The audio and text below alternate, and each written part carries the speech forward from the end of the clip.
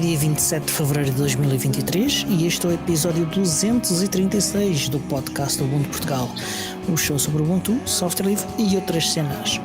O meu nome é Diogo Constantino e comigo tenho o Miguel. Olá, Miguel. Olá, Diogo. Então? Epá, cá vai. Está de chuva. Vai andando? Sim. Com a cabeça entre as orelhas? Pois. Já recuperaste a mini DevConf? Tu estavas todo ressacado, que eu lembro-me, perguntar onde é que se arranjava um Goronzan e assim. Pois, isto foi do queijo e vinho com que encerramos a mini DevConf, comemorando a própria.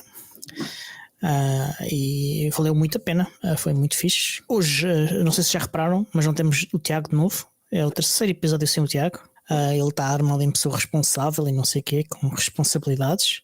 Não sei porque é que eles insistem em fingir isso, não se percebe. Ele agora é presidente, os presidentes têm sempre responsabilidades, não é? Ele tem que ir aos sítios cortar as fitas, tem que ir beijar criancinhas. Isto agora soa bastante mal. Sim, ele não é bispo, nem padre, não. Não. Tem que ver a piadinha anticlerical. Bom. Ok, mas nós estamos de volta, estamos a fazer streamings de novo. Interrompemos para a mini DevConf, como os patronos claramente repararam. Mas estamos de volta, foi só mesmo para este propósito, porque era difícil, sem preparação nenhuma, ainda por cima, fazermos streaming a partir de lá, e contem agora que voltemos à programação como de normal. Mas conta, Miguel, para além da mini DevConf, que andais a fazer? Já passou mais uma semana? É verdade, já passou mais uma semana. Esta semana, que semana! Que semana rica em acontecimentos, uma semana rica em descobertas, em maravilhas da ciência e da tecnologia. Que semana... Não, estou a brincar, foi horrível. Passo a explicar. Esta semana decidi, como eu tinha já finalmente algum tempo assim de sobra, pensei, o que é que eu posso fazer para perder tempo, esforço, paciência e algum dinheiro? Criptomoedas, pensam vocês? Não, estou a brincar, não, Deus-me livre. Eu decidi recuperar a minha instalação de PyCroft, ou seja, tentar criar uma instância de Mycroft no Raspberry Pi, o que eu já tinha feito no passado num Raspberry Pi 3B, com um cartãozinho SD e tal, e pronto, aquilo fiz umas experiências e tal, foi engraçado. Desta vez eu decidi pegar no meu Raspberry Pi 4, com um cartão microSD com uma velocidade de escrita assim um bocadinho melhor, e pensar assim, nesta altura o PyCroft já deve ter uma versão um bocadinho mais avançada, vou instalar isto, vou tentar configurar aquilo e vamos ver o que é que eu consigo fazer. Bom, meus amigos, que pesadelo. Para fazer funcionar o áudio foi a desgraça. E depois, entretanto, descobri... Mas que desafio foi esse? Conta-me. A configuração do sistema de áudio do PyCroft é complicadinho quando tu não tens os dispositivos que são recomendados no site. Eu tenho o microfone que vou usar agora, tenho uma saída de auscultadores mini jack normal do Raspberry Pi, mas ele assume automaticamente a saída de som do HDMI, ou seja, eu tenho que ir configurar manualmente e forçar o sistema a assumir a saída de som pelo mini jack. Okay. E se eu faço isso, o microfone, que é um microfone USB, deixa de funcionar. Ou seja, já consegui resolver o problema do som. Portanto, ele ouve os comandos e responde aquelas patetices. E o que é que tiveste de fazer para resolver? Eu já nem me lembro, mas tive que ir à internet procurar no suporte do PyCroft, nos fóruns todos, e depois é preciso abrir o painel do Alsa Mixer, configurar manualmente a saída do som, etc. É uma confusão, de modo que fui à Mouser a ver se eles tinham chapéus para Raspberry Pi com microfone e saída de áudio dedicados, e têm, e decidi, vou comprar um chapéuzinho, um simples, com microfone estéreo, muito baratinho, que é produzido por já nem sei quem, aquelas empresas que fazem acessórios para Raspberry Pi. Vou usar isso, em vez de me estar a chatear. Isso é o primeiro passo. Segundo, eu quero mudar a voz e o nome, a palavra-chave que acorda o sistema, do que está por omissão, que é o Hey Mycroft, e queria configurar a minha própria palavra-passe, vamos dizer assim, palavra para acordar o sistema, que seria... Qual é que é? Philip, porque eu quero meter aquilo dentro de um rádio antigo Philips e acho que tinha piada chamar-se Philip. E é isso que eu quero fazer, só que é possível configurar uma palavra para acordar o sistema, para invocar o sistema? Sim. É fácil? Não. Há toda uma série de parâmetros que é preciso respeitar e é um processo ainda longo de configuração porque aquilo funciona com base no modelo fonético, então tens que treinar o sistema para o modelo fonético, tens que escrever algum código, ou seja, mais à frente, mais tarde, ok? Vamos com calma. Depois, eu fui ao site da Mycroft e o que se passa agora é que desde novembro de 2022 que a equipa do Mycroft decidiu focar-se no lançamento do novo modelo que eles estão a desenvolver, que é o Mark II. Já agora, a equipa essa que está muito mais reduzida porque a empresa está quase na falência. Exato. E então, como eles estavam focados no Mark II, o suporte para Pycroft foi, na prática, abandonado. Portanto, a recomendação deles é vão aos fóruns públicos onde está a comunidade e perguntem, mas contem com grandes avanços, ou avanços de todo. E eu descobri agora, ao tentar configurar o Pycroft de maneira mais precisa, que há uma série de dependências que não são satisfeitas desde a última versão do Pycroft, porque entretanto a versão do Pycroft que existe não está adaptada para as últimas versões do Debian, porque eles ainda estão a usar o Debian Buster e não há uma versão adaptada ainda para o Debian Bullseye, que seria a última. Ok.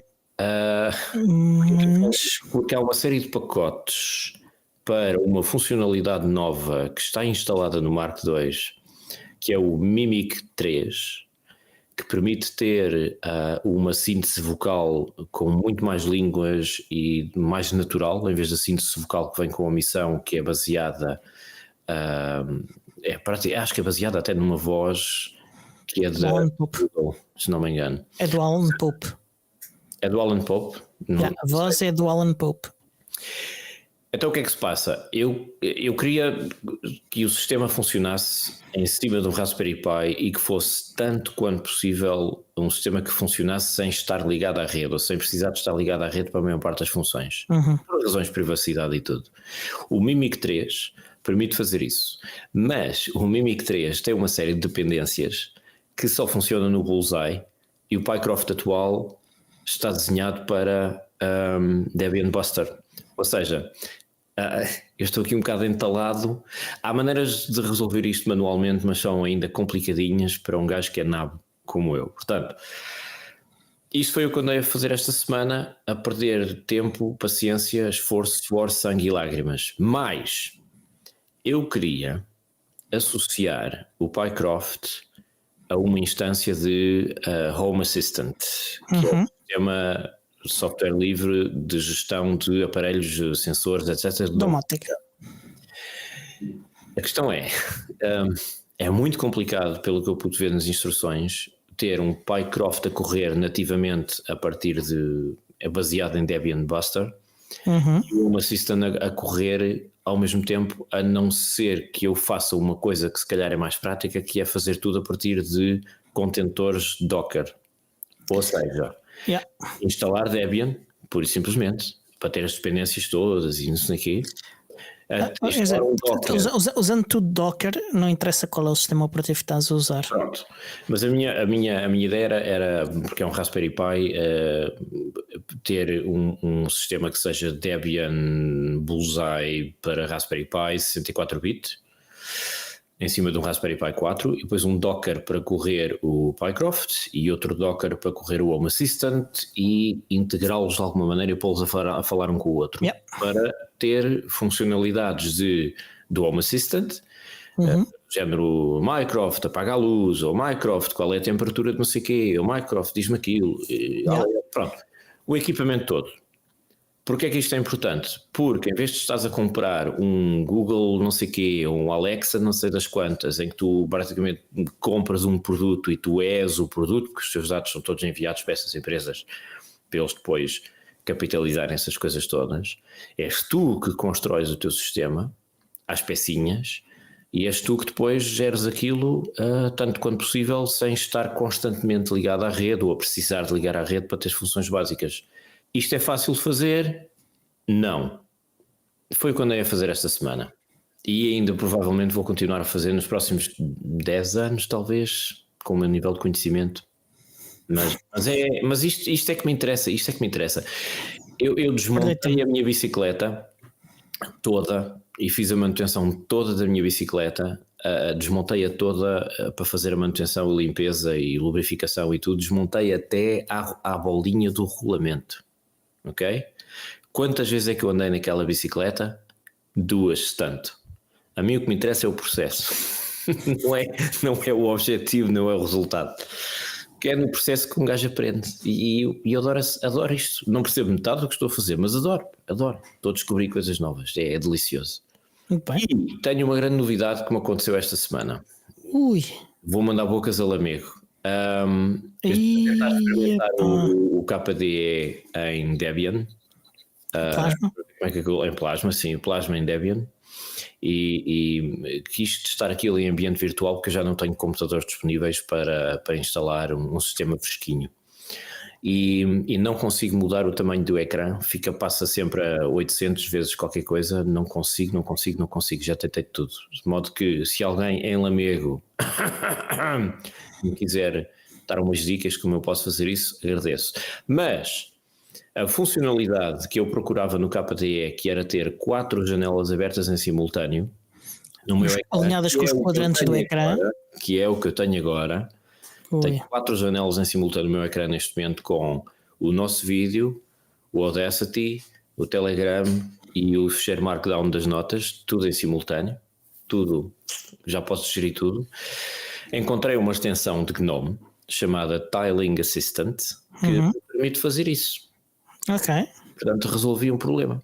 Vamos ver se essa extensão resiste ao próximo upgrade, porque é uma das características do GNOME, é que com cada upgrade do GNOME muitas das extensões quebram. Ok. Mas pronto. Mas pode ser que não. E depois, só para acabar, últimas novidades, já tenho algumas novidades no setor da domótica, mas aprofundo quando o Tiago cá estiver, que eu vou-lhe fazer uma surpresa. Não percam o próximo episódio. Eu por acaso também ando a olhar para coisas disso, eu não me meti ainda nisso, mas ando a olhar. Tenho outros projetos para acabar antes, portanto esse comece quando acabar outros antes, mas ando a olhar para coisas e para utilidades possíveis. Ainda não encontrei muitas, porque eu sou uma pessoa muito simples e que não tem muitas, além dos computadores não tenho outros tipos de coisas que façam com que isso seja útil. És uma pessoa simples do campo, é isso? É. O que tu queres dizer é que és uma pessoa rude do campo. Também. Do interior de esquecido e ostracizado. Também, digo eu, morando no centro do país, a um gajo que vive na periferia de Lisboa. Está bem, ok. Olha, entretanto também tenho aqui novidades minhas desta semana. Aliás, começo por novidades do próprio Centro Linux. Tivemos a adiar o evento de fevereiro. Mas já temos data, é dia 18 de março, já estão abertas as inscrições. Aliás, quase metade das vagas foram preenchidas em 24 horas. Uau! Que é muito bom. Uau! Vai ser o workshop de introdução ao Flutter, que vai ser ministrado pelo Filipe Barroso, da Flutter PT. Ele já esteve até em episódios do nosso podcast, portanto, se forem procurar os 11 episódios sobre Flutter, podem ouvi-lo um bocadinho. Também já fiz streamings com ele no Ubuntu On Air, dedicado ao Flutter. E vale a pena. Se quiserem, têm curiosidade sobre Flutter, que é basicamente uma framework em Dart para desenvolver aplicações multiplataforma para qualquer ecrã. Portanto, além de qualquer sistema operativo, seja para um smartphone, para um PC, para a web, tudo isso funciona com Flutter. E do Centro Linux é tudo. Também estive na Lisbon Maker Fair, que decorreu sexta e sábados passado, que é basicamente uma feira dedicada a makers em Lisboa. Pois é, eu não fui, mas vi umas coisas no Mastodon e nos canais de Telegram. Foi muito, como é que se diz, catita. Foi. Conta lá cenas. Ouvi dizer que alguém tinha ganho um prémio qualquer. Exatamente, o pessoal do Hacker School do Técnicos, falámos aqui no episódio passado, ganharam um prémio, uma menção honrosa lá na Maker Fair. Já não lembro se foi isso para melhor projeto de eletrónica ou para melhor maker. Foi numa destas duas categorias. Francamente, a minha memória está a falhar.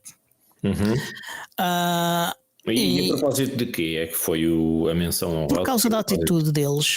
Eles chegaram lá e foi mencionado, e aliás eles próprios me disseram que chegaram lá e parte das coisas que eles tinham para apresentar não estavam a funcionar, tinham deixado de funcionar.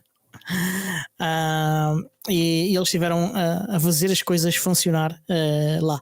Montaram-nas e tiraram-se ao trabalho e fizeram as coisas ficar a funcionar. Relembra-nos qual é o nome dessa comunidade, desse grupo? Hacker School.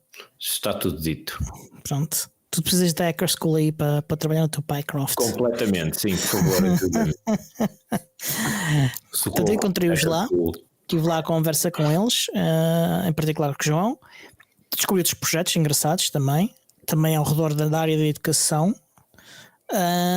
E encontrei, por falar em educação, encontrei o professor Arthur Coelho, que foi quem ministrou o workshop de introdução ao Scratch no Centro Linux aqui há coisa de um mês.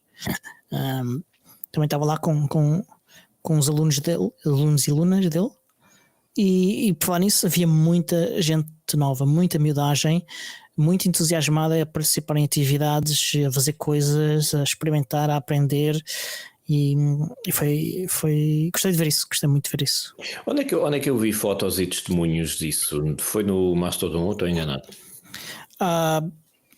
Eu não sei se pus alguma foto em algum lado.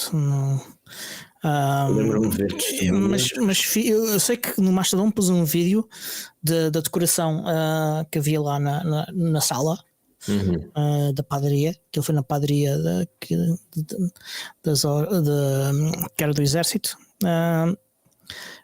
que agora é a fábrica de unicórnios.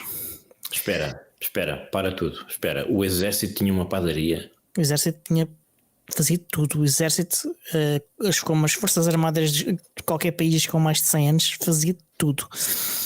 O Exército tinha uma padaria que agora é uma fábrica de unicórnios? Exatamente.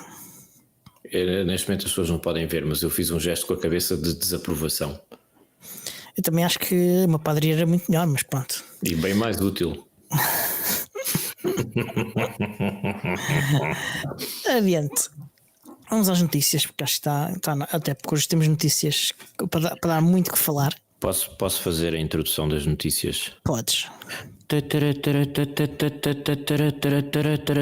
Notícias do mundo Ubuntu. Tem que ter sempre aquela musiquinha de urgência dos telejornais. Okay. O pessoal fica assim super nervoso. Muito bem. Vamos começar com notícias do Biports. São notícias boas. O Ubuntu Touch ganhou uma app que permite correr mais apps. Oh não. Mais? Não. Sim. Por exemplo, já existe uma coisa que é o Waydroid. Basicamente é um container de linhas que corre em Ubuntu Touch, que permite correr aplicações de Android. Ok. Agora existe esta nova app que permite correr, que combina o Box 64 e o Wine, e que se chama Winebox. Uma ideia engraçada, um bom nome. Para tudo, espera aí outra vez. A UbiPorts criou um contentor para correr aplicações dentro do Ubuntu Touch que se chama literalmente caixote de vinho. Sim. Uau! não é contentores, neste caso, do Winebox não é contentores. Tu disseste container, eu traduzi. Não, eu disse a propósito do Android. Ok. Não é um Android, não é um contentor. É outra coisa. Okay. É outra coisa diferente. É uma caixa de vinho, certo? Exatamente. O Box 64 que é um emulador e o Wine que não é um emulador. Aliás, o nome Wine quer dizer Wine is not an emulator. Exato. E esta app combina o Box 64 e o Wine. E o que é que ela permite fazer? Correr aplicações para computadores normais com arquitetura da Intel x86. Certo. Ou seja, dentro do telemóvel que tem um processador ARM, consegues correr aplicações x86 de Linux e consegues também correr aplicações x86 de Windows, graças ao Wine.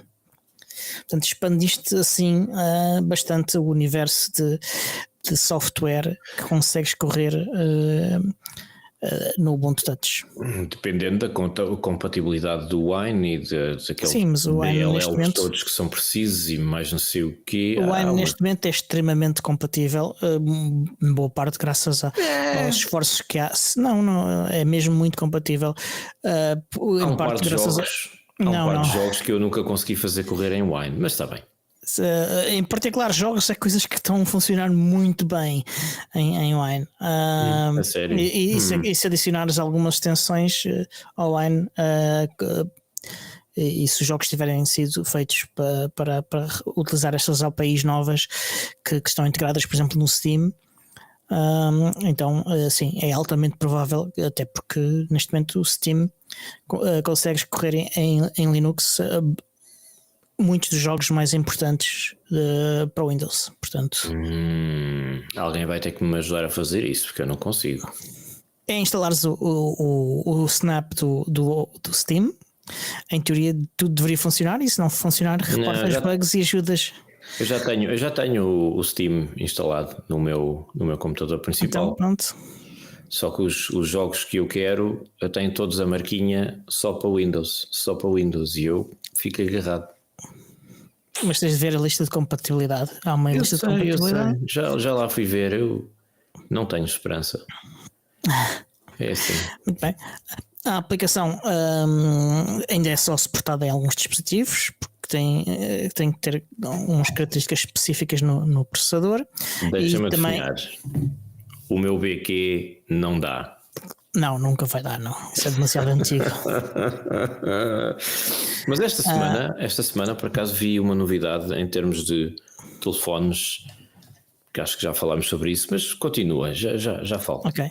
E também não é suportado em todos os portes, porque os portes têm que ser criados com os parâmetros específicos para poder correr esta aplicação. Mas pronto, fala lá então desse. Não, mas pronto, são boas notícias, sim senhora, ou ao menos é o princípio de qualquer coisa, não é? Sim. Eu suponho que esse Winebox é sobretudo dirigido àqueles telefones que tu podes usar também como desktop, certo? Sim, claramente. Como computadores de secretária, vamos dizer assim. Não é para usar dentro do telefone com o ecrã tátil. Os ecrãs são demasiado pequenos e as aplicações não são pensadas para isso. Portanto, para todos os efeitos, seria uma coisa que funcionaria num Fairphone 4, por exemplo. Por exemplo, num Pixel 3a e mais alguns dispositivos, sim. Pronto, para quem não sabe, são telefones que nós podemos ligar diretamente a um teclado rato monitor e usar como se fossem computadores de secretária. E isso chama-se convergência. Convergência, que foi aquilo que a Canonical tentou fazer com o Unity. Que fez. Conseguiu fazer minimamente? Sim. Mais ou menos. A Microsoft também andou a gatinhar e a Apple já nem sei o que é que fez. Aliás, tudo o que aqui está foi e que funciona no Ubuntu Touch. Do UbiPorts apenas tem algum polimento, tudo o resto foi a Canonical que fez. Louvada seja Canonical. Já vamos ver daqui a bocado. Sim, porque hoje há drama. Sim, hoje temos eu queria apontar que ainda esta semana vi umas notícias sobre o lançamento de um aparelho da Nokia que é o G22. Ok. que é muito engraçado porque segue a mesma filosofia, uma filosofia parecida com a do Fairphone, que é um aparelho que tu podes desmontar, substituir as peças, desaparafusar tudo, tirar a bateria, trocar os elementos do telefone para assegurar uma vida mais longa. Em vez de estares a deitar fora um telefone para trocar um elemento, podes trocar simplesmente o elemento, que é a mesma filosofia do Fairphone. Eu não sei... Sim, e eu não sei se a Nokia está a seguir os mesmos preceitos do Fairphone, que é a origem dos materiais para o fabrico ser sustentável, socialmente justa, ecologicamente, etc. Ou não, mas sei que esse telefone tem, pelo menos a caixa, o invólucro do telefone é de plástico reciclado, etc. Quanto ao resto não faço ideia. Mas... eu vi esse telefone, foi falado por aí alguns. Obviamente vai ser lançado com Android e eu pensei... Que versão do Android? 11, acho eu. Ok. E eu pensei, isto era capaz de ser bem catita para fazer uma adaptação para o Ubuntu Touch. De modo que eu estou a pensar que se alguma vez tiver que substituir o BQ, porque já vai estando velhinho, já tenho há 8 anos, talvez o G22 seja uma boa hipótese, mas tem que ter o Ubuntu. A mim parece-me, pois, antes de ter um port não parece que seja minimamente viável se quiseres continuar a utilizar o Ubuntu Touch. Não, eu quero começar a usar o Ubuntu e, portanto, para se substituir o BQ, se por qualquer razão ele morrer, tem que ser com um telefone que também seja compatível com o Ubuntu. E até não era má ideia arranjar um que tivesse essa possibilidade de poder usar como computador de secretária. O Fairphone, mas esses geralmente são mais caros. Muito apetitoso. Muito apetitoso. Não consigo justificar a sua compra, mas é muito apetitoso. O problema é que os telefones que aí andam, há uma série deles que têm coisas que eu gostava de ter, mas vamos lá ver uma coisa. Eu não sei quanto é que custa um Pixel 3a em segunda mão, porque não encontro à venda em lado nenhum, mas talvez seja uma opção mais em conta. Mais em conta, sim, pois. O meu problema também é esse, é o ser em conta, porque eu não sou daquelas pessoas que troca telefone 2 em 2 anos para ter o último modelo e vai para o modelo mais caro. Pá, não, de todo. Para mim é a tendência inversa. Eu quero uma coisa que seja, se possível, reciclada ou reutilizada para diminuir a lixa eletrónica e desperdício, para ser muito mais barato, tão barato quanto possível, e que tenha o máximo de capacidades que não precisam ser tecnologia de ponta. Se forem características que tenham 2 ou 3 anos desde que foram lançadas, pá, funciona, chega, está bom. Mas eu gostava de ter, por exemplo, a possibilidade de ter interruptores físicos para desligar câmera, microfone, etc., o modem, como tem o PinePhone. Sim, e o Librem 5 também. E o Librem 5. Gostava de ter Dual SIM, como tem, acho que é o Fairphone, tem Dual SIM, tem muitos, mas há alguns que não têm. Mas eu gostava que fosse também um telefone que me permitisse usar como computador de secretária e que tivesse alguns preceitos éticos, como o Fairphone, mas que combinasse isso tudo: os interruptores físicos para a privacidade, os materiais eticamente e ecologicamente sustentáveis como o Fairphone, a capacidade de fazer atualizações de componentes e reparações de componentes individuais como o Fairphone ou o Nokia G22, e ou o Shift Phone, que também faz isso, e que fosse dual SIM também, porque em Portugal convém ter sempre 2 redes pelo menos para ter a certeza que tens cobertura, porque aqui às vezes há um depois outro, depois um depois outro. Assim, eu uso o Mel, olha, e cobertura da Mel, a cobertura móvel da Mel não é grande coisa. Estou aqui a olhar para não é grande coisa, é melhor de longe, mas de longe não há. eu acho. Discordo. Tendo viajado por todo o país nos últimos anos, indo a todos os cantos e recantos, subido montanhas, descido vales e tudo isso, e de longe que a cobertura do mel é melhor do que os outros operadores todos. Quem te ouvir falar até pensa que és músico e que tocas aí nas feiras todas do país. Praticamente. Quem sabe? Como o Ron Swanson. Não, mas gosto muito de viajar e de meter em todos os recantos, de fazer Como tracking assim também. gostas de meter em todos os recantos? Explica lá melhor isso. É melhor não. Ainda não. Gosto de fazer tracking, andar no meio das montanhas e tenho convivo com pessoas que têm outros operadores e enquanto os outros ficam sem sinal, o meu operador quase sempre tem sinal. É curioso que eu tenho a experiência inversa. Eu costumo ter uma rede melhor que a Vodafone móvel e a Também é Mel difícil. é uma desgracinha. Ok, fica o recado. Mas pronto, só para terminar esta coisa dos telefones, a trocar por um telefone para substituir o velhinho, eu gostava de poder combinar todas essas capacidades e essas características e aquilo que me irrita é que essas coisas existem, mas estão espalhadas por modelos diferentes e depois a pessoa pensa, mas eu gostava de ter isto, mas eu gostava de ter aquilo, mas não encontras um telefone que combine isso tudo. O que junta isso tudo mais é todos é o Fairphone, mas o preço não é propriamente o mais simpático. Pois. Apesar de tudo, para o que é um preço que me parece justo.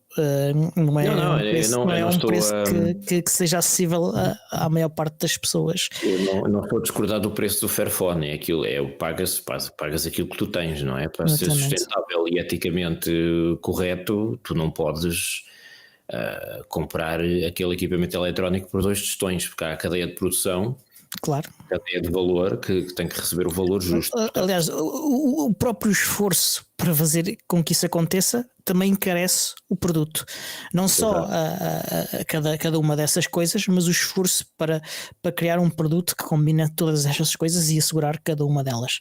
Mas o que é curioso é que nós estamos aqui com esta conversa toda sobre ética e sustentabilidade e ecologia e reciclagem, quando há pessoas que facilmente dão 1000 e tal euros para ter o último modelo de iPhone que nunca vão usar na sua plenitude, porque é só para o Instagram. Sim, é verdade, mas a Apple não é a pior das empresas nesta área. Eu não estou a falar da Apple, estou a falar das pessoas que compram iPhones.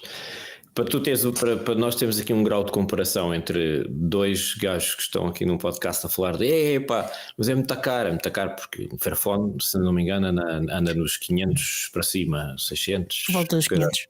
Pronto. E há pessoas que ouvem, o quê? É só 500? Estás a perceber? Vou pôr-nos aqui um bocadinho da escala. Para mim 500 é caro, mas há pessoas a comprar iPhones que não sabem usar iPhones, que facilmente pagam é subsidiado. Porque o custo de aquisição do Fairphone é subsidiado pelos operadores de telecomunicações. Eles não pagam esse valor de uma vez. Eles basicamente têm um crédito que está associado à sua utilização de um operador de telecomunicações. Depende dos países. Em Portugal talvez não, mas eu garanto que na Suíça as pessoas compram iPhones assim de 2 em 2 anos e com dinheiro do bolso. Também há quem faça isso aqui garantidamente, mas a maior parte das pessoas que consomem iPhones no mundo não faz isso. 1200 francos, está aqui, pumba, em cima do balcão, siga.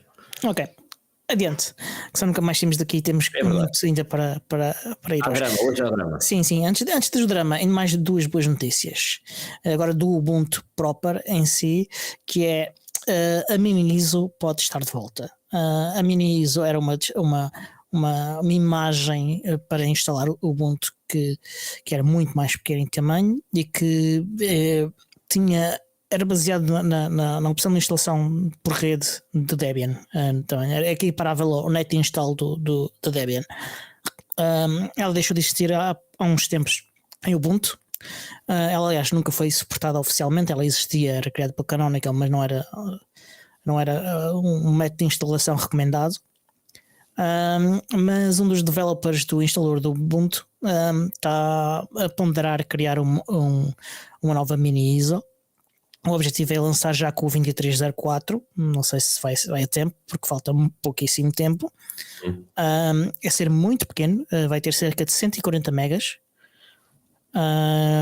E o que ele vai fazer é permitir arrancar um instalador em modo texto a partir de uma pen USB, ou até se tiverem uma UEFI que suporte download de imagens por HTTP, também utilizar essa opção. E a partir disso ele arranca essa imagem, e dessa imagem ele consegue ir buscar outras imagens, por exemplo, outras imagens do Ubuntu e de sabores do Ubuntu. Então, isso, ok. Eu nem fazia ideia que eles tinham abandonado isso, porque eu tinha a ideia de que o Ubuntu para servidores era assim uma coisa muito parecida. Não, há imagens de cloud, e há outras e de Docker que são também igualmente pequeninas, mas o Ubuntu Server não é assim tão pequeno também. Ok. Neste momento a malta que usa Arc Linux está a rir-se. Não sei porquê. Vocês têm imagens com 140 megas. Adiante. Mais uma boa notícia é que saiu o segundo update ao 2204, portanto o 2204.2, que além de incluir na imagem todos os updates que foram sendo feitos ao longo destes meses, aliás quase um ano, ao Ubuntu, também inclui uma nova Hardware Enablement Stack, que inclui coisas como novas versões do kernel e das bibliotecas do Mesa com drivers novos também. Portanto, muito útil para quem compra coisas recentes e quer que o Ubuntu suporte. Apesar disso, vale a pena não entrar já com os kernels 6.1 pelo menos. O 6.2 saiu há dias, portanto era difícil que fosse incluído, mas eventualmente no ponto 3 já terá o 6.2, e isso irá incluir o suporte para as novas gráficas da Intel. Tasty. Eu ainda não recebi nada, ou se calhar já recebi, nem dei conta. Não, tu não dás conta, porque quem tem o Ubuntu pré-instalado, isto não é não aparece nada novo, isto é só os updates normais do Ubuntu. Portanto, é como se fosse quase como uma rolling.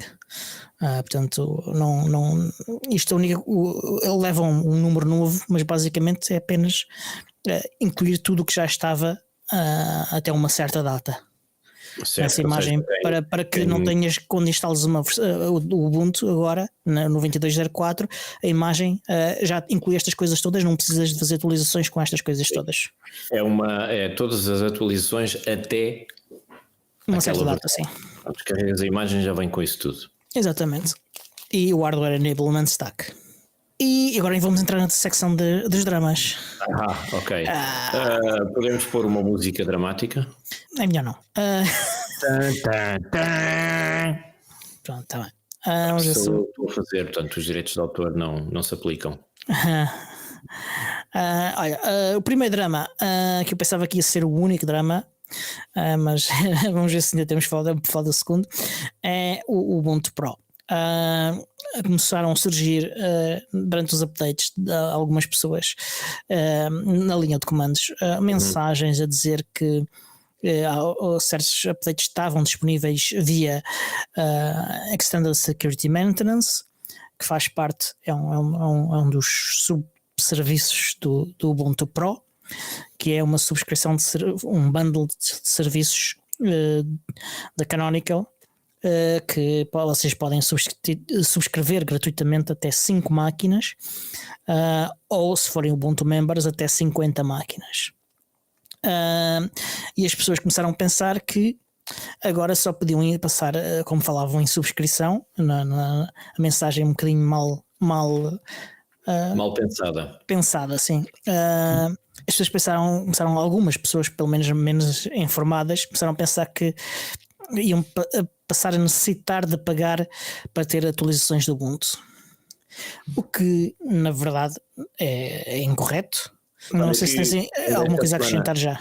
Não, ainda esta semana eu dei conta disso porque ao fazer algumas atualizações li no terminal com o Ubuntu Pro, os seguintes pacotes, blá blá blá, atualizações de segurança e depois uma lista de pacotes que eu tenho instalados e eu fiquei a pensar, mas o que é que isto quer dizer exatamente? Não estou a perceber. Quer dizer que eu não estou a receber atualizações de segurança para estes pacotes especificamente? Ou tenho mais atualizações? De facto é confuso para quem não sabe. Para quem não conhece. Eu próprio fiquei confuso, pensar, não sei o que é que isto quer dizer, mas tive uma atitude muito inteligente que foi que se lixe. Encolhi os ombros e disse whatever, pronto, Ok. siga. E o que é que está a acontecer aqui? O que está aqui a acontecer é que, como nós já falamos aqui há já muitos episódios atrás, o Ubuntu passou a ter updates oficialmente, updates de segurança para problemas de segurança sérios e críticos, todos os repositórios do Ubuntu, inclusive o Universe, que era algo que não existia. A equipa de segurança da Canonical passou a fazer isso, era isso que não existia. As atualizações de segurança no Universe eram feitas pela comunidade. E ocasionalmente também pela Canonical, mas para um conjunto muito limitado de pacotes, ou quando por algum motivo era demasiado importante para que não acontecesse. Mas era um número muito reduzido de pacotes. A Canonical raramente fazia isso, exceto para alguns pacotes para os quais estava a ser paga por alguns clientes para fazer isso. E a comunidade também nem sempre mantém adequadamente os pacotes do Universe. Os pacotes que são usados pelos flavors são mais ou menos bem mantidos, mas os que não são usados pelos flavors não são assim tão bem mantidos. Alguns são, outros não são. A qualidade de manutenção dos pacotes varia muito. Depende de quem lá tem as mãos, não é? Portanto, exatamente, e do tempo que tem naquele momento e tudo isso. Então, com esta mudança, a Canonical passou a suportar todos os pacotes com problemas de segurança sérios e críticos. O que é que isto significa? Significa que há um acréscimo gigantesco de trabalho para a Canonical, trabalho que é feito por pessoas que recebem ordenados e, portanto, alguém tem que receber dinheiro, não é? E alguém tem que pagar esse dinheiro. E se vocês tiverem até 5 máquinas, não têm que pagar nada. Se forem Ubuntu members e tiverem até 50 máquinas, também não têm que pagar nada. Mas se for uma empresa com centenas de máquinas, então aí já tem que pagar pela subscrição. A mim parece-me, francamente, fora de polémicas ou de dramas, parece-me justo, porque há empresas que são, a maioria das empresas no mercado, para tudo o que são redes de escritório e assim, não estou a falar de servidores, porque isso é um mundo à parte, mas está a ver, empresas que têm centenas de máquinas para gerir operações em geral e fazer contabilidade, trabalho de escritório, qualquer coisa do género, facilmente pagam milhares, quando não milhões de licenças à Microsoft para poderem usar o produto. E portanto não vejo porque é que isso havia de ser problemático para usar o Ubuntu, quer dizer, é um serviço e assim tem garantias de que o serviço funciona bem e que tem a tua segurança. Os preços do Ubuntu são, comparativamente com de outras empresas como a Red Hat e a SUSE, são mais baratos. Pronto, mais uma razão. Pelo menos eram quando eu vi, que há já 2, 3 anos. Acho que agora temos uma inflação. Sim, ainda assim, as atualizações que eram feitas pela comunidade continuam, e que a comunidade vai continuar a fazer, continuam a ser gratuitas. Tudo o que entra de atualizações de segurança via Debian também continua a ser gratuito. É só mesmo no caso em que é feito pela Canonical é que passa a fazer parte do Ubuntu Pro e aí na maior parte dos vossos casos será gratuito. mas para quem tem grandes quantidades de máquinas e é um negócio, então aí passa a ser pago. Parece-me um equilíbrio bastante razoável. A mim também os preços não são, dentro do mercado os preços não são nada do outro mundo. Estamos a falar de operações que precisam de muita estabilidade. É muito trabalho. Máquinas, é muito trabalho. Bem, é uma garantia de suporte também, que as empresas estão a pagar e têm um suporte garantido e um suporte que com uma equipa dedicada, não é? Não é de gajos ao fim de semana que vão lá. Atenção, depende qual é a subscrição que fizeres. Há preços diferentes se tiveres só atualizações ou se tiveres atualizações e suporte e se tiveres e níveis de suporte diferentes, há preços diferentes. É disso que eu estou a falar, quer dizer. Portanto, ainda assim, a maior parte das pessoas não tem 5 computadores. A maior parte das pessoas não tem 5 computadores. A maior parte dos Ubuntu members não terá 50 computadores. Eu não devo andar muito longe, mas tenho alguns. Deve ser, mas também não tenho. E de facto as pessoas começaram a gritar que Del Rey e que as atualizações de segurança no Ubuntu passam a ser pagas, mas não é essa a situação. Pelo menos não é para a situação, para a generalidade das pessoas. É aquilo que nós em educação chamamos a interpretação do enunciado. Não, aqui neste caso foi mesmo uma falta de conhecimento e em alguns casos também má fé, porque há um bocadinho das duas coisas. Mas pronto. Sim, mas convenhamos, para quem não está dentro do assunto e vê aquela linha. Aquela mensagem é de facto confusa. Oi? Sim. Se tu não tens o conhecimento sobre o projeto, aquilo pode ser claramente confuso e enganar-te. Mal interpretado, sim. E por falar em má fé e em desconhecimento, vamos ao outro tópico. Este é o drama? Outro drama. O Ubuntu Pro gerou durante uma semana e tal montes de drama. Mas o drama mais recente foi o drama da semana. Eu meti no nosso canal de Telegram onde nós discutimos o que é que vamos falar no episódio, meti lá os tópicos que eu achei que íamos falar este episódio. E no dia seguinte surge este drama e eu pensei, Canonical, o que é que estás a fazer? Eu só aguento um drama por semana. Exato, a Canonical ia planear lançar notícias dramáticas uma por semana, chega. Uma por semana, era bom. Assim também tínhamos assunto, não é? Para o podcast. Mas pronto, vamos então falar dos famigerados Flatpaks.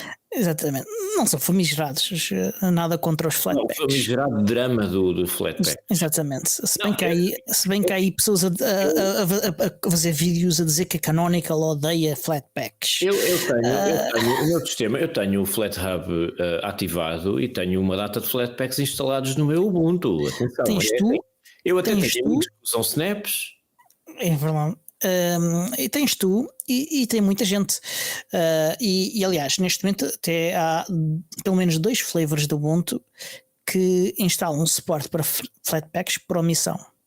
Mas pronto, voltando aqui ao tópico e introduzindo e dando contexto. O problema é que aquilo que se anda a dizer por aí na internet é que a Canonical é Flatpakofóbica, é isso? Exatamente, não, mas é mais do que isso. Vamos dar aqui um bocadinho de contexto para as pessoas perceberem.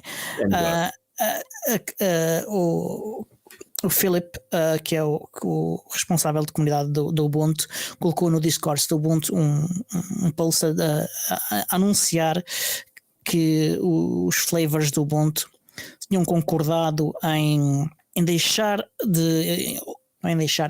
não incluir o suporte para Flatpak pré-instalado nos sabores do Ubuntu. Portanto, quando instalavas um sabor qualquer do Ubuntu, não tinhas o suporte Flatpak pré-instalado.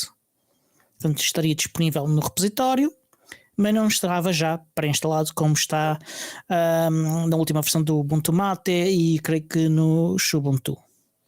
Mas se eu não me engano, quando eu instalei esta última versão do Ubuntu 22.04, o suporte para Flatpaks não estava instalado de raiz, eu estou enganado. Não está. Eu tive de ir ao FlatHub, seguir as instruções, acrescentar, blá blá blá. Mas havia aqueles 2 flavors que adicionaram. no 23, no 22. Mas para o Ubuntu normal, baunilha, Tinhas sempre de instalar assim. e podias ir quer instalando o suporte diretamente dos repositórios do Ubuntu ou ir ao FlatHub, e não me lembro se o FlatHub se te recomenda usar os repositórios oficiais do Ubuntu, se te sugere algum repositório externo, não me lembro, já fiz isso, mas é muito tempo. Eu acho que sugeria um repositório externo, mas posso estar enganado. Pronto, não interessa aqui para o caso. O que interessa é que foi feito este anúncio de que o Ubuntu e os flavors do Ubuntu não iriam incluir o suporte para o FlatHub pré-instalado. E isto gerou um drama que parece que é o fim do mundo.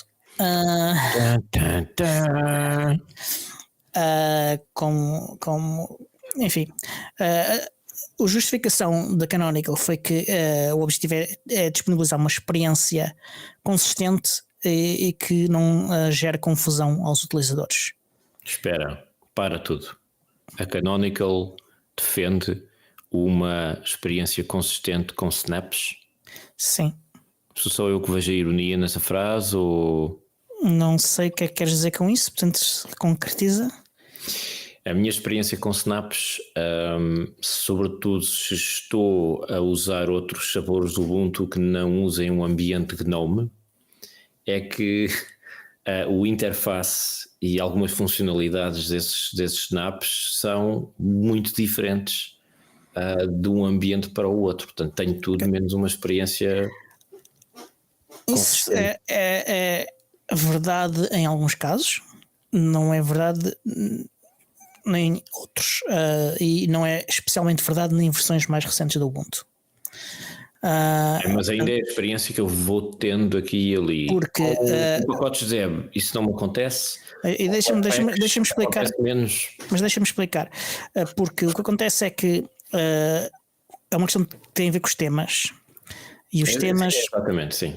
E os temas. O tema Yaru e a maior parte dos temas mais importantes para GNOME estão pré-instalados. Quando instalas um Snap, instala-se os temas o tema de base, que tiverem e desde que esse tema esteja snapped.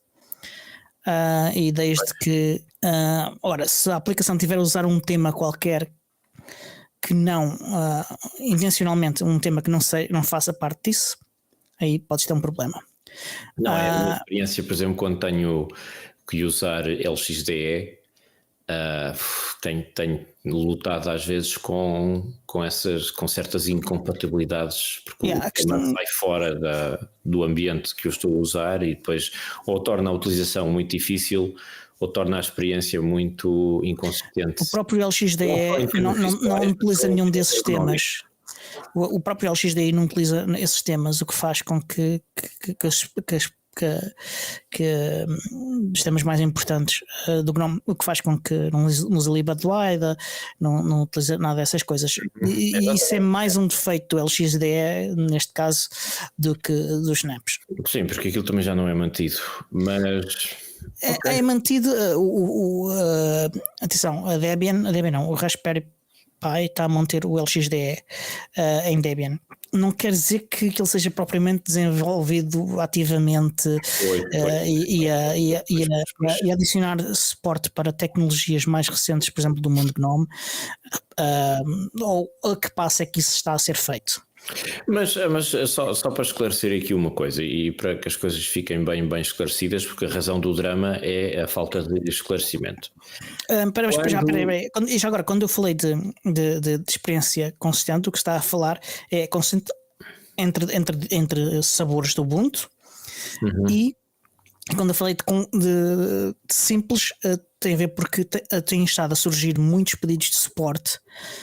Aparentemente, não tenho essa experiência, mas por causa de utilizadores que não sabem se têm instalado snaps ou flatpaks.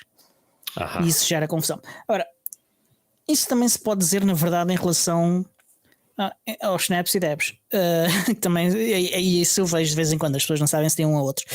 Portanto, o meu caso, não é propriamente a melhor justificação do mundo. Eu tenho duas versões de Telegram instaladas no meu sistema, uma deb e outra snap, e fui obrigado foi há pouco tempo, instalei o Snap do Telegram porque já sei porque é que foi, porque o grupo do Ubuntu Portugal tinha criado salas, canais, tópicos dentro do grupo e estava toda a gente a falar dos tópicos. Mas eu não vejo os tópicos, de onde é que estão os tópicos? Eu não estava a ver os tópicos porque a versão do Telegram precisava de ser atualizada e então eu tive que instalar o Snap, que é para ter a versão mais atualizada, que é para poder ver os grupos. E entretanto, eles acabaram com os tópicos, portanto, obrigado pessoal. Mas ainda bem que acabaram, porque ainda não são suportados no Teleports, que é o cliente de Telegram para o Ubuntu Touch. Pois, isso também foi outra experiência que eu tive no telefone. O que é que está aqui a acontecer?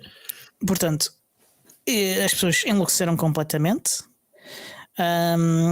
Esquecem-se que podem continuar a utilizar Flatpaks se quiserem. Aliás, o suporte em quem já está instalado não vai ser removido. Quem quer usar e ainda não tem suporte pode continuar a ir aos repositórios oficiais do Ubuntu e instalar o suporte para Flatpaks. Ou seja, ou ir como tu, ao FlatHub e instalar com repositórios de outras para o Ubuntu. Exato, ou seja, está tudo na mesma, como estava no Ubuntu 22.04. Não está tudo na mesma, porque há pelo menos 2 flavors que já usavam a Flatpaks pré-instalados e deixam de poder fazer isso. Mas não é difícil, não estamos a falar de uma situação em que a Canonical baniu os Flatpaks, não, ainda é possível instalar, ainda é possível usar, são 2 ou 3 passos adicionais depois de fazer uma instalação do Ubuntu, que não são complicados. Não são, mas podem ser para algumas pessoas. E aí eu acho que, por exemplo, esses flavors do Ubuntu que estavam a utilizar Flatpaks pré-instalados podem criar mecanismos que simplifiquem isso. Sim. E isso não vai contra as regras. E eu até acho que é uma boa ideia. O Ubuntu Mate tem aquele guia inicial quando tu fazes a primeira instalação. Welcome screen, Sim, exatamente. Olha, sim, isso pode ser uma boa solução. Eu vi hoje um esclarecimento por parte do Ubuntu de que isto foi uma decisão tomada no âmbito do Technical Council, que é um dos conselhos do Ubuntu, do qual fazem parte pessoas, quase todas, eu não conheço todas as pessoas, mas quase todas as pessoas que fazem parte do Technical Council são funcionários da Canonical, e foi uma decisão que depois foi discutida com os flavors, que concordaram que era bom haver uma experiência coerente entre todos os sabores do Ubuntu.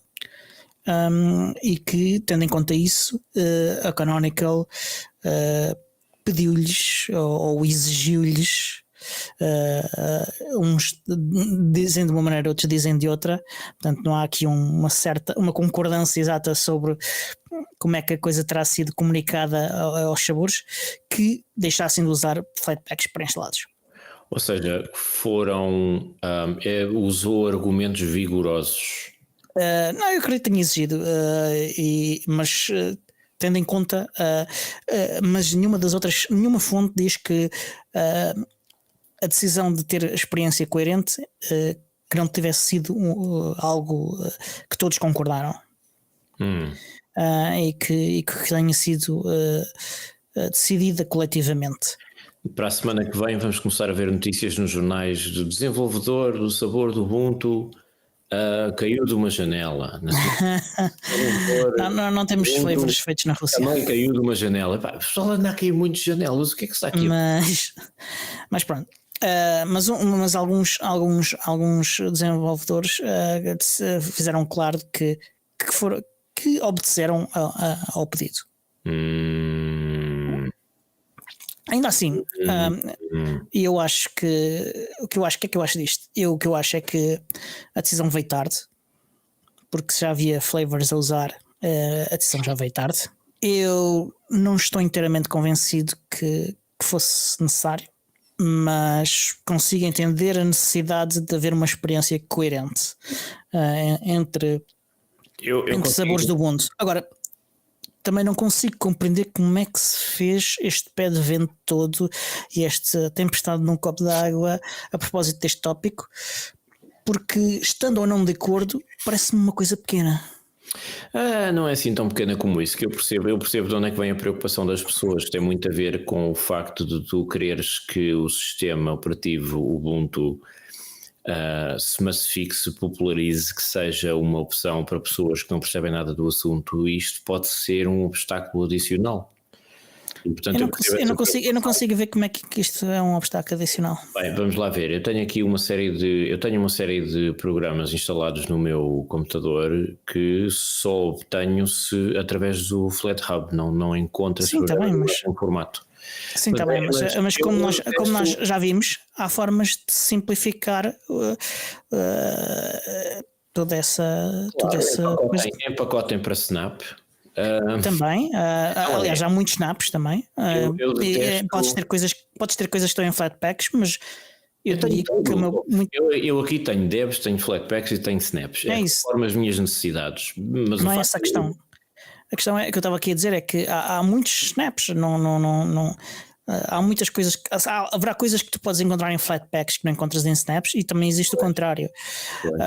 Mas que eu diria que a maior parte deles estarão disponíveis em ambos os lados. Aliás, provavelmente até um Op Image também, e um Deb e um RPM. Não, alguns não existem em ambos os lados. Tenho alguns exemplos. Alguns não existem, mas estou a dizer que a maior parte provavelmente está presente em múltiplas formas de empacotamento.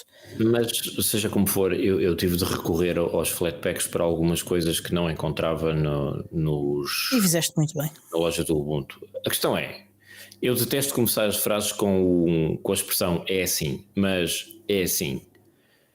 Eu posso sempre mudar para Debian. Podes. Ou para outra distribuição qualquer. E para ou para algum derivado do Ubuntu que tenha Flatpaks que suporte pré-instalado. Eu desde que fui à Mini há múltiplos. Eu desde que fui à Mini DebConf que fiquei seduzido pela comunidade de Debian. E para a semana o podcast vai mudar de nome, vai se chamar Podcast de Debian Portugal. Então, não era chamado Ubuntu? Nunca ouvi falar isso. Não sei Debian all the way. Mas pronto, eu não acho que isto seja grande. Não consigo perceber a tempestade no copo d'água que se faz. Faz parte da vida. Eles não sabem que o drama é uma constante da vida, tão concreta e definida como outra coisa qualquer. Muito bem. Olha, é melhor acabarmos isto, que já passámos o tempo para bué da tempo. Portanto, não, nós ainda tivemos um pouquinho de folga no início, porque estávamos Não, isto começou quando eu comecei a falar. Isto começou a contar quando eu comecei a falar. Olha, estás a ver aquelas promoções de supermercado em que tu compras um pacote de massa mais 200 gramas extra? A gente vê as promoções para a semana. Então, antes de despedirmos, resta dizer que este show é produzido por mim, Diogo Constantino, pelo Miguel, pelo Tiago Carronte e é editado pelo Xande Carrapiço, o Senhor Podcast. E até para a semana. Agora com mais 8 minutos grátis.